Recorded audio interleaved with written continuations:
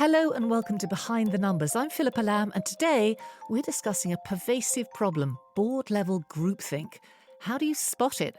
And how do directors, board procedures and government reform all play into breaking its grip on businesses and their decision-making? Instead of it becoming a topic that we would discuss, I was told it was completely off the agenda. Your role in this board meeting is to be the devil's advocate, so come prepared to be the devil's advocate. I have not met a CEO that doesn't get prickly when challenged. Digging into that with me today, we have financier Baroness Helena Morrissey, Peter Van Veen, Director of Corporate Governance and Stewardship at ICAEW, and Kevin Davidson, who's Chief Executive at leadership consultants Norman Broadbent. Hello, everyone. Hello. Helena, you've written a lot lately about the dangers of groupthink, I think informed in part by your time at St James's Place. Listeners may know that's one of the UK's largest financial advisors and that it's now facing some questions about how it charges. I know you joined, it was 2020, wasn't it, as a non-exec? That's right, yes. There had already been something of a scandal there about sales incentives. I'm guessing you went there thinking they wanted fresh ideas about a better way forward. How did that go? Not as well as I'd hoped, that's for sure. So I was recruited in the latter part of 2019 when the company was already, as you say, receiving some censure. The Sunday Times, I think it was writing a piece almost every week on their cufflinks and cruises, sales incentives. And so I joined with the full view of that and made it clear I was something of a change agent. And they said that's what they wanted.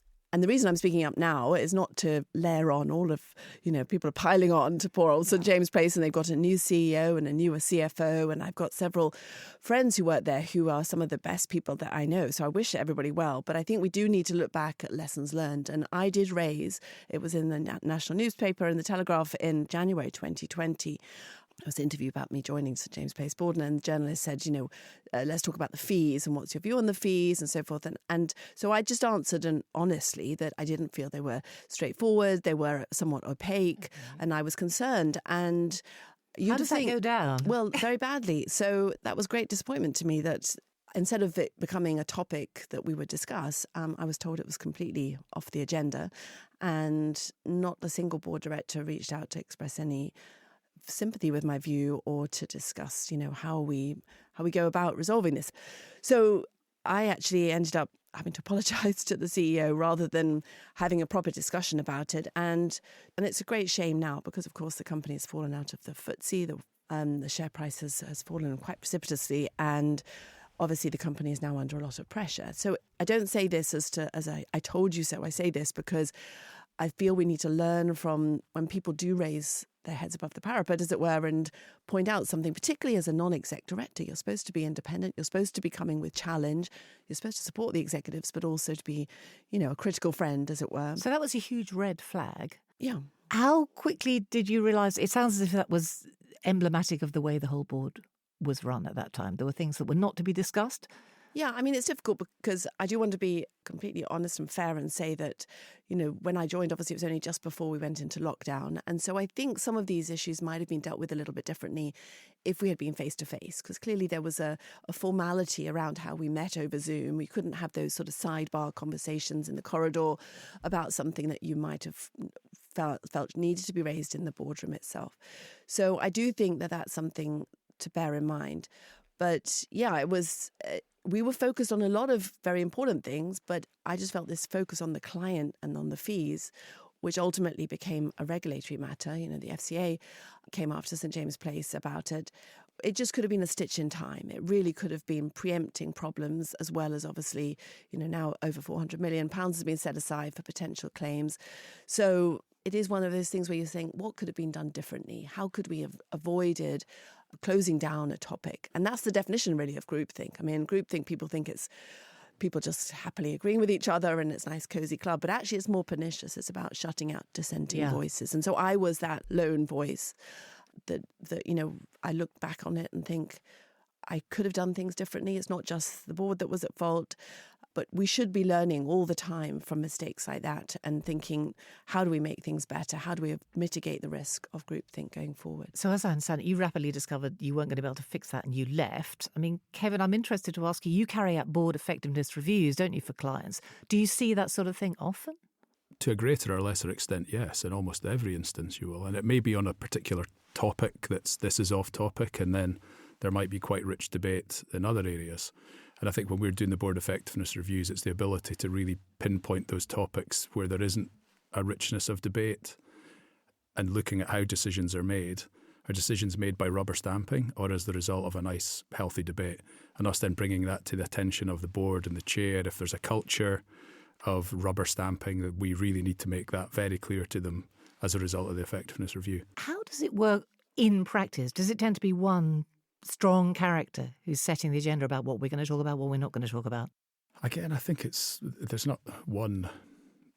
It can be a dominant kind of rock star, the Jeff Skilling, Enron type, smartest person in the room, or it could be the other individuals there just don't feel they have a particularly strong voice, or in less professional boards, the non-execs are not well enough informed, they're not reading the papers, they're not asking the right questions, they're not displaying curiosity. So I think in Helena's example, she clearly demonstrated the curiosity, the why, and it got shut down.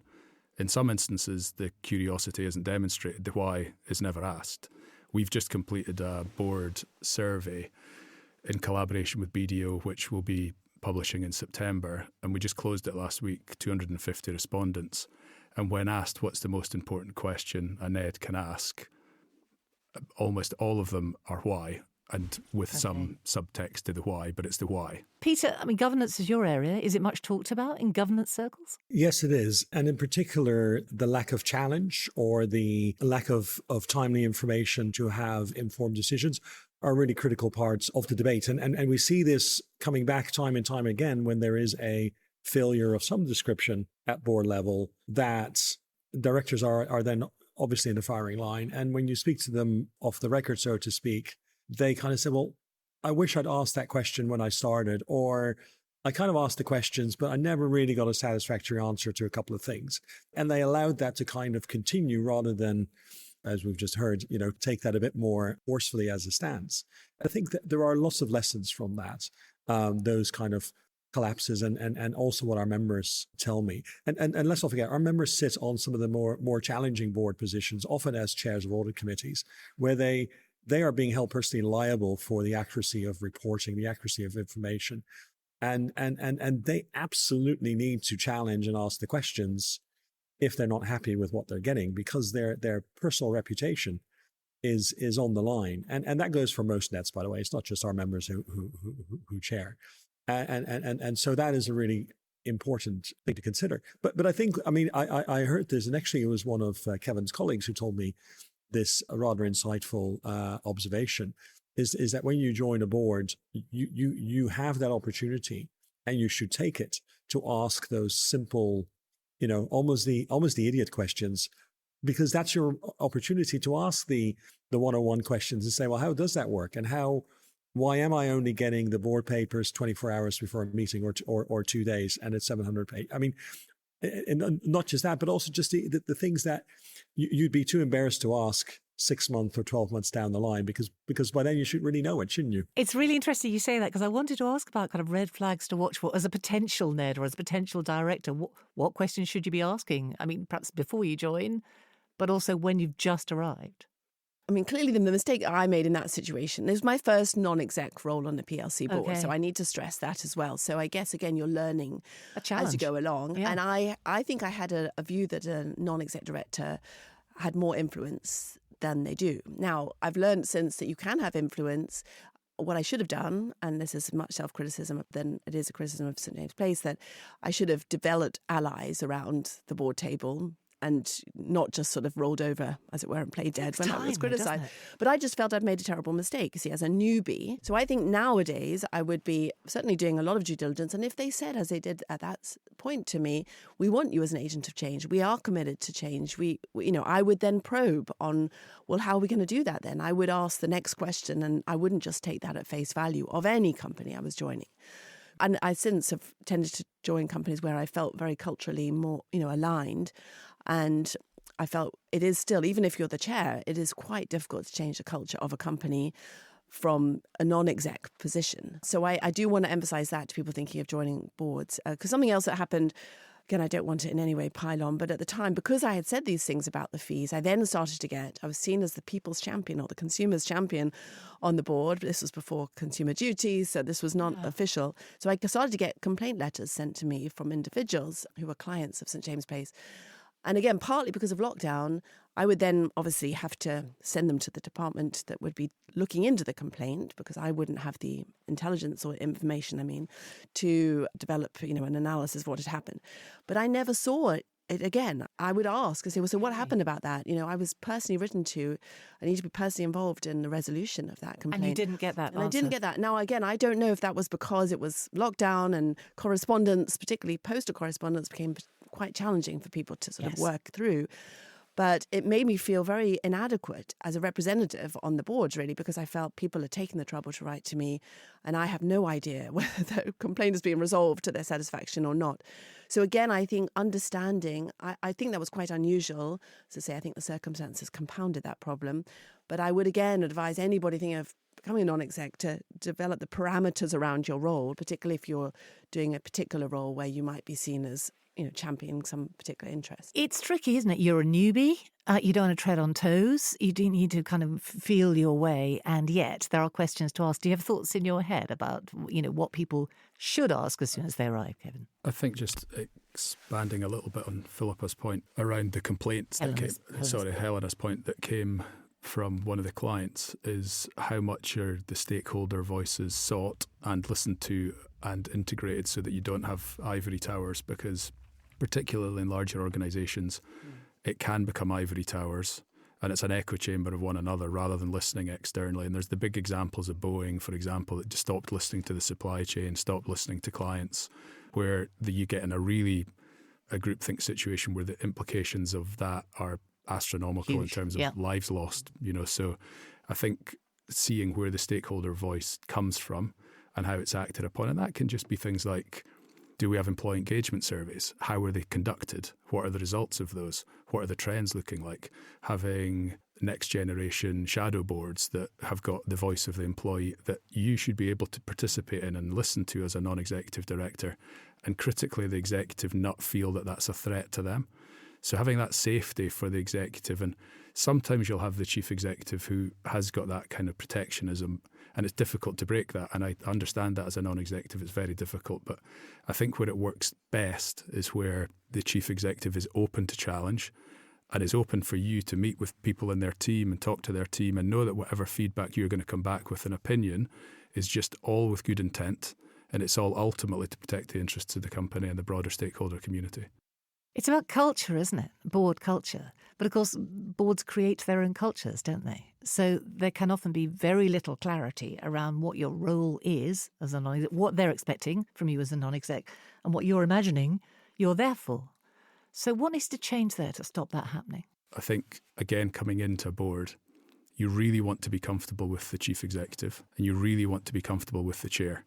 And you need to look at their style, their track record, because we were chatting about this a little bit earlier. I think leadership's changed so dramatically in the last 10 years and accelerated post-COVID. But a lot of people who were successful in business in the last generation were command and control. I'm not to be challenged. That's changed dramatically now. But a number of those individuals who were successful on that basis have found themselves as the chairs of large organisations today. And if that's what they were and that's what they still are, I would definitely be very wary about joining. I think in time this will change, because I think as a society we're changing. Even from, we were talking a little bit about parenting earlier, the encouraging debate, encouraging your children to have a voice, not just have deference to authority the way that we were probably brought up. So I think in time it will ultimately evolve. But I think those are some of the cultural issues right now that we need to be aware of. Transparent conversations, isn't it? Hard to have for everyone. I mean, what are your thoughts on this, Peter? The role of the chair is a really important one. And the chair is not the CEO. Often they're ex-CEOs and they take that mindset of, I'm in charge, I've got to put my foot down when I don't agree with something. That is not a good chair. And chairing is a skill. I think we've all had to chair meetings that have been challenging and difficult. But for the chair, it's creating that safe space for discussion, debate, and questions. And if they're not doing that, they're not doing their job as a chair. Because, if people feel excluded from the conversation and the chair and CEO are a little too close in the same thought process, then they're just not doing their job properly. I mean, I have not met a CEO that doesn't get prickly when challenged. I mean, that is, Really? Never? almost never. I mean, at some stage you think, guys, I'm working 20 hours a day, 16 hours, 12 hours a day, whatever. I'm on top of this, give me a break. At some stage you're going to get that. And that's fine. But the chair needs to manage that. The chair needs to say, okay, I get it, but let's take a step back and let's nevertheless have this conversation because we need to have it, and not allow the CEO to kind of throw their weight around and start shutting down conversations, and the chair being complicit in that because, well, we don't have a lot of time and we need to move on to other things or more important things. That I've seen happen time and time again in board members being shut down because they just don't want to have that conversation. It's just too uncomfortable. There's always something on the agenda that can be prioritized to take over from that conversation. And really, it's the chair's role to ensure that doesn't happen. But most of the stuff we talked about so far has been about boards policing their own behaviour, isn't it? Self-regulation.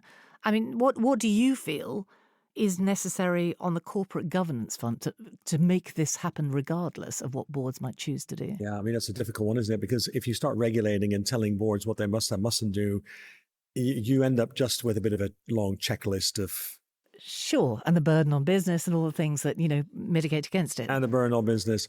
And you stop conversations. We already see this with a number of board initiatives where boards need to consider or discuss various aspects of corporate governance. It's in the corporate governance code, and it does happen, but then it doesn't get minuted because there is a regulatory aspect to it. You then have lots of off-meeting conversations, and you only get the final kind of discussion kind of minuted, and that's fine to a point. But you do need to keep the board as that safe space to have, those informed debates and challenge opportunities, and not start taking things off agenda because you don't want it reported or you think the regulator is looking over your shoulder. I mean, clearly in banking that is the case, but in most other companies, I really think, it is, I'm not sure the regulations need to be there to force board members to be able to challenge. Helena, I can see you've got thoughts on this. I just wanted to come in because I don't think you can codify culture. I actually think it has to come from, it's a behavioural issue, it's how people treat each other and listen to each other. I just wanted to share an example of the opposite of groupthink that I have had, which is and it wasn't a board situation, but when I joined Newton Investment Management many, many years ago, 30 years ago, the founder, Stuart Newton, had built a whole investment philosophy and the business on the basic idea that no one has a monopoly on great ideas. And it was fundamental to the whole way that the investment process worked, that multiple perspectives were drawn into the thinking. And effectively that meant that we individually, whatever our status or lack of, as it was in my case at the time, had the license to disagree.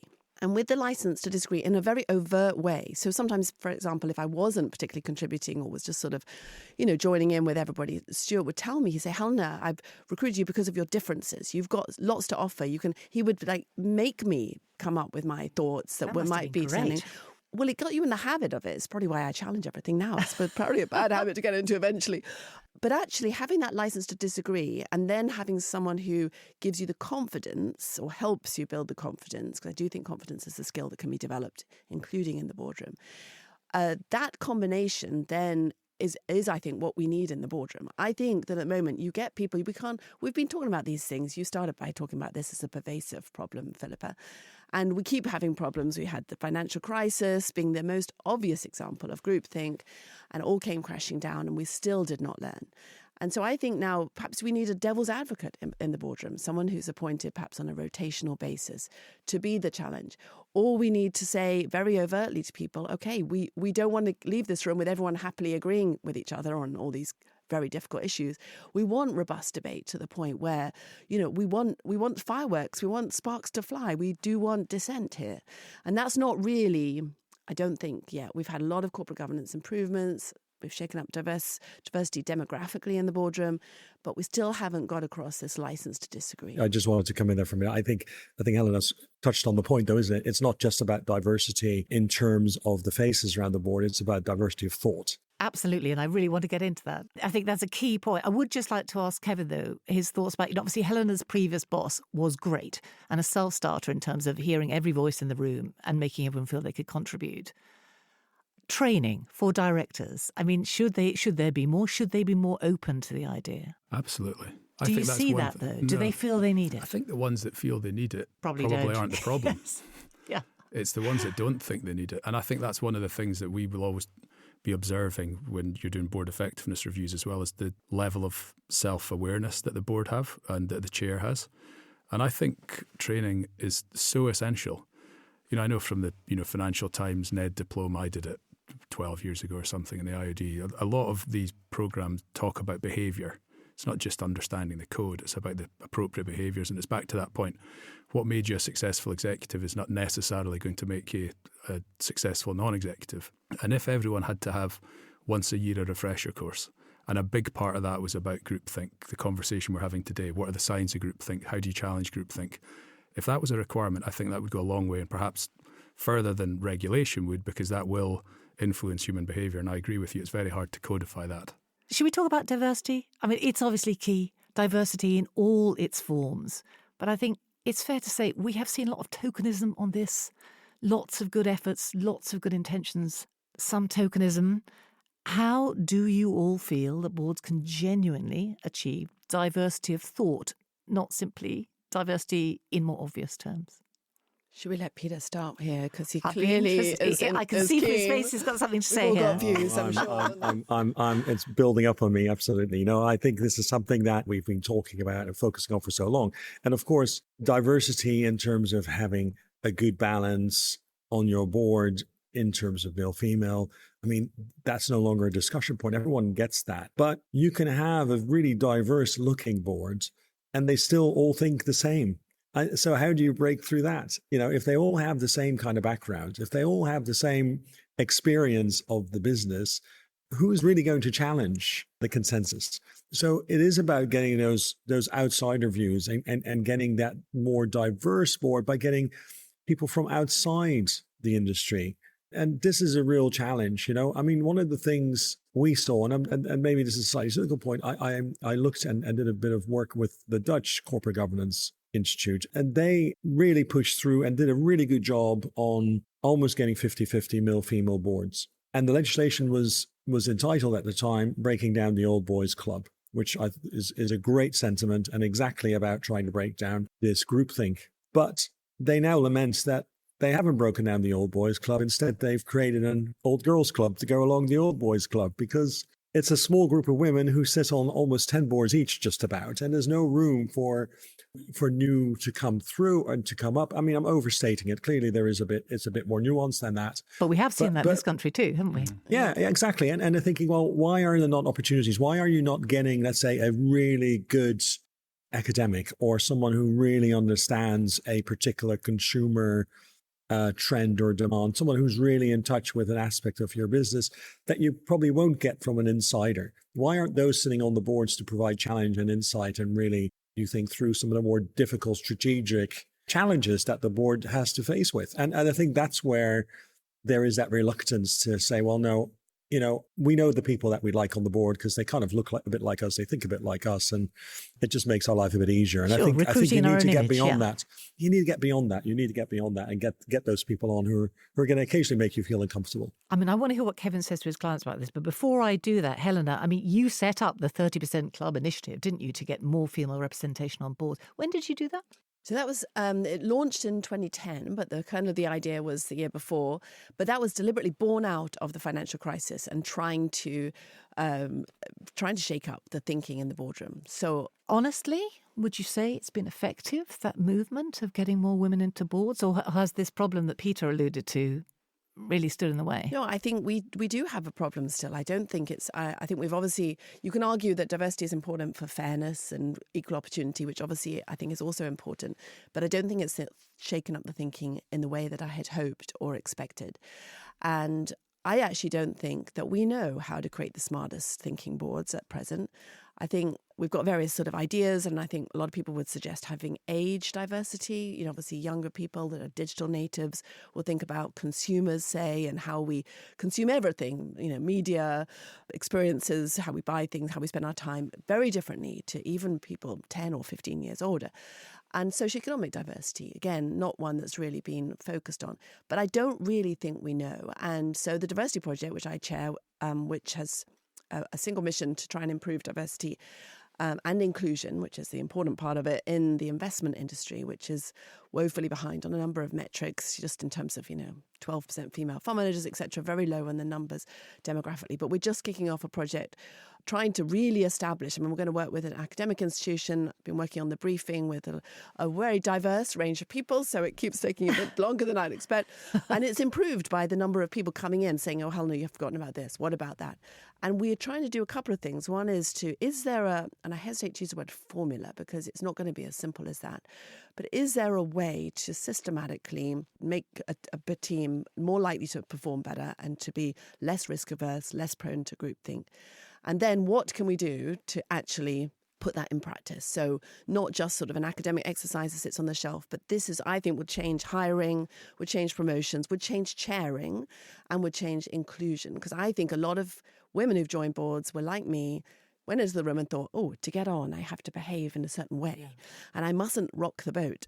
And that's obviously what we wanted them to do. Okay, Kevin, this is core business for you. How do you do it? What do you say to your clients? It's a very interesting question. I just go back to Peter's point about overboarding. I do think that is a big issue now. People sitting on too many boards. Too many boards. Yeah. And because we're ticking boxes, it's right, and when there's this requirement to have been on boards before. Yeah, the pool is small. So it was great that you got your first St James's Place one was the first one. And I do find it actually quite healthy now that a lot of clients will not have the requirement of having been an ed before.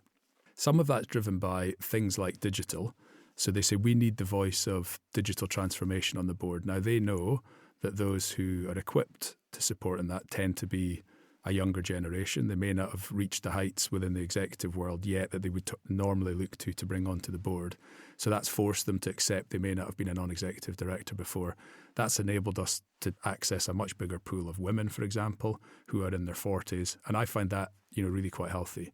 I think most boards will now say, yes, we do want to bring in that challenge, but we've got a comfortable dynamic and we don't really want that upset. So I don't think we're anywhere near where we need to ultimately get to. And it's exactly to your point, Helena. I think the tick box of diversity is fine, but it's not inclusive. It doesn't feel like a safe space. So you can have your opinion, but we really want to draw out of you. We want to encourage you to come. And I think the idea of the devil's advocate is a really good one, that it's your role in this board meeting is to be the devil's advocate. So come prepared to be the devil's advocate. Chief executive, don't feel threatened by devil's advocate because that's what they're here to be. Chair, don't feel threatened, that's what they're here to be. Because we're all naturally conflict avoidant. And so if you've got the training, hat on saying, I am the creator of conflict, that's my role in this board meeting, then everybody understands it and knows that it's safe. Peter, what do you think? First question, I suppose, how happy are you with the idea of inexperienced non-execs? Obviously there are pros and cons, diversity of experience, generational wins, and yet no experience. What do you think? Yeah, and I think I'm in two minds about it. I think on one level it's great to have that insight, but there's also ways to get that without having them on the board. You can have a shadow board or youth kind of council or. Are they not whatever. Easy to ignore? Well, they are, but I think it's also the risk of if you are struggling to contribute on topics that do require some level that level of experience, then you might feel quite quickly that you are being ignored in what you're saying because you might not understand the ins and outs of let's say an audit or of the financial statements. And I think there has to be a baseline of understanding and knowledge. Now that is knowledge you can get trained on. There's absolutely not necessarily a question that you need to be around for 30 years before you have that knowledge. That's definitely not the case. But there is then an onus, if you do bring in younger people, there is an onus on those boards to make sure that they are upskilled quite quickly so they don't get passed by when conversations go into particular directions that they just haven't got the experience or skills to contribute to. So I think there is then a much more of an onus on the chair and the board to really make sure that they're properly onboarded and that they are able to contribute at every conversation. And frankly, that goes for other board members as well. Not every board member is perhaps as comfortable with the ins and outs of particular discussions as they should be. And there is that onus about making sure you're up to speed on those topics.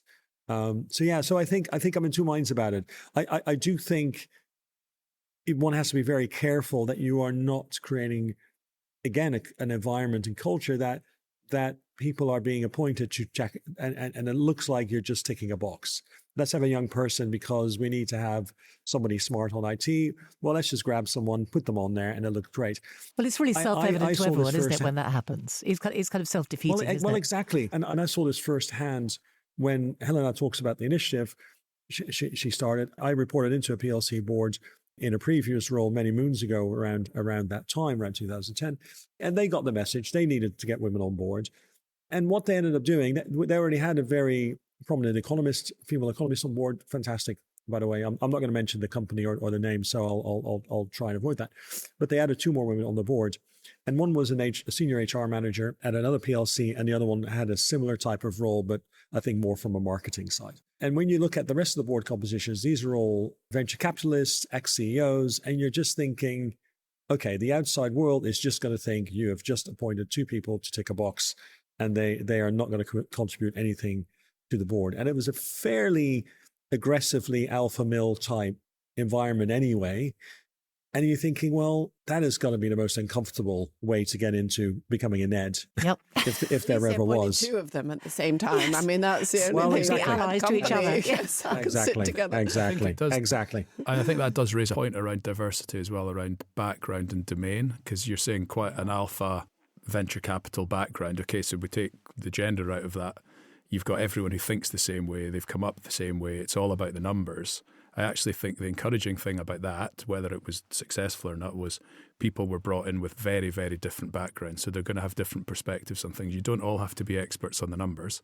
You're coming to be the voice of people. You're here to be the voice of the consumer, of the market. And I think that's where we really have to think about the diversity. It's not just let's make sure we've got a lawyer on there, let's make sure we've got the accountant to run the audit committee. There's a whole lot of other perspectives that need to be brought to the board. Helena, when we talked about this the other day, you said that you've found that US boards were more robust. What is different there? So I sit on a US board. Actually, I was in New York this week with them, and it is the most delightful experience. And I'm sorry to sound disloyal to my own country here, but because, and I think partly it is literally because each of us is like, we've come from different countries, we have completely different backgrounds.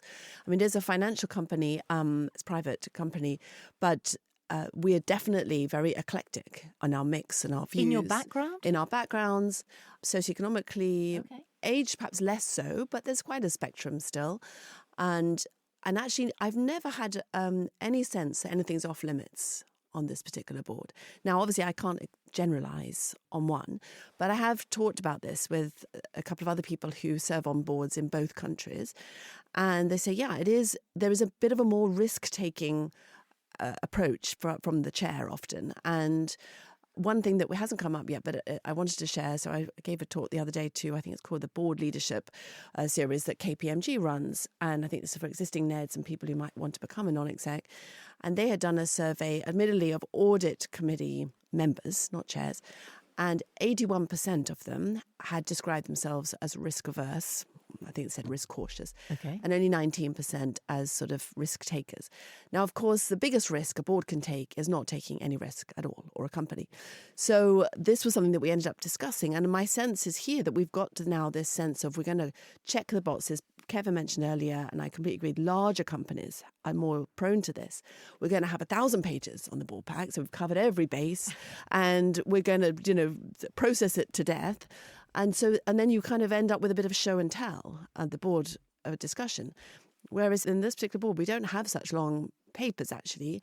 And there's more time for reflection, discussion. Our dinner, we always have a very provocative speaker. And, it's very enjoyable. But it's also, I learn, but also I feel I can give my completely honest view. And even if I'm an outlier of one, and this is as a test really, that it actually might prevail. That view might end up prevailing because people stop and listen. So it's not just being able to express a view that might be not the majority, but then have people probe it and come round and think, actually, maybe that's right. Maybe we should change this. A proper forum. I mean, conversely, you mentioned an experience you'd had recently of discussing a potential non-exec role.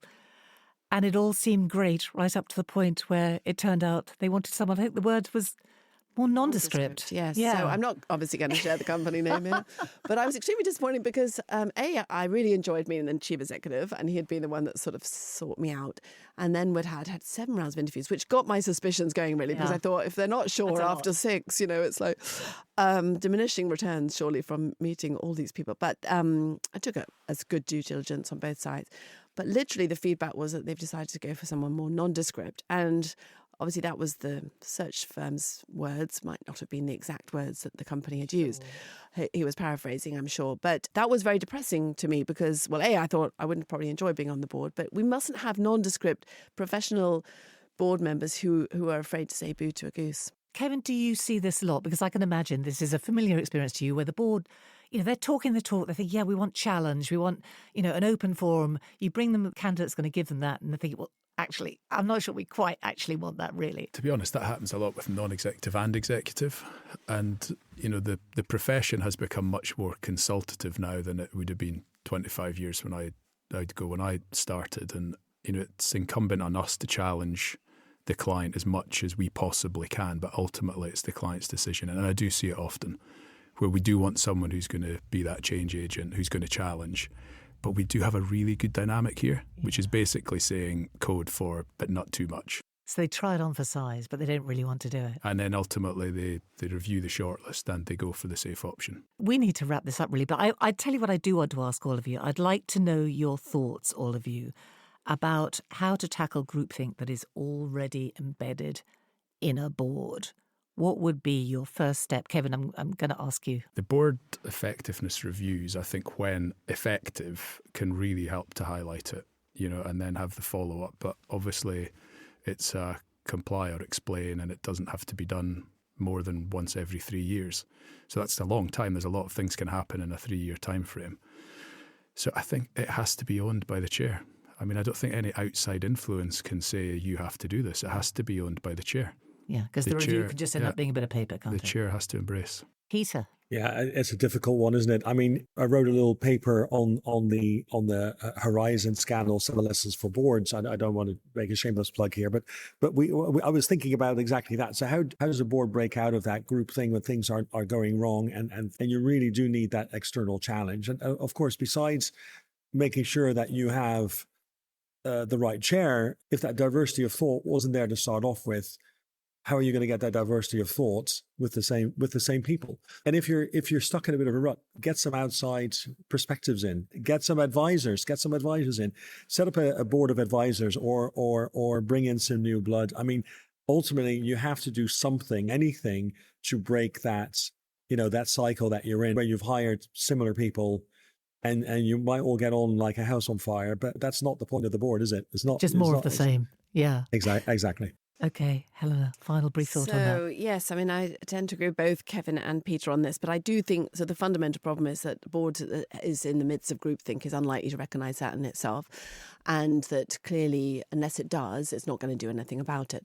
One thing that I've done recently as on a board where I'm a chair of the Nominations and Governance Committee is, and with permission from the chair, and this was really about establishing, do we need to put in succession plans, because a number of the people could be coming off. Okay. More from age than term limits. And so he said, fine, yes, and perhaps you can talk. I said, I'm going to ask some effectiveness. We've done a proper effectiveness review last year, but I'll just talk about the dynamic of the boardroom. And so this is a board which does not suffer, I don't think, from groupthink. It's that US company that I just mentioned. Yeah. But actually having it as a standing question, are we a victim of groupthink? Do we, or have we fallen into groupthink? Trying to probe with each person to actually think of an example where we've shown that we haven't, where we have had, actually putting it as a standing agenda item could be a good one, or it could be added to board effectiveness reviews as a very specific area where you're looking for examples where you've demonstrated that you don't have groupthink. Really useful discussion. Thank you very much, everyone. Pleasure. Thank you. Thank you very much. Behind the Numbers will be back in late July. Before then, join us for a special post-election episode of Accountancy Insights when we'll be discussing the new government's manifesto promises and what differences they might actually make to the UK economy. Finally, you will be delighted to know that listening to these podcasts counts towards your CPD requirement. So do log your listenership and submit it as part of your CPD record. Small tip for you, if you listen on the ICAEW website rather than your app, you can just click the Add CPD tool on each individual episode page. Simple as that. Thanks for being with us.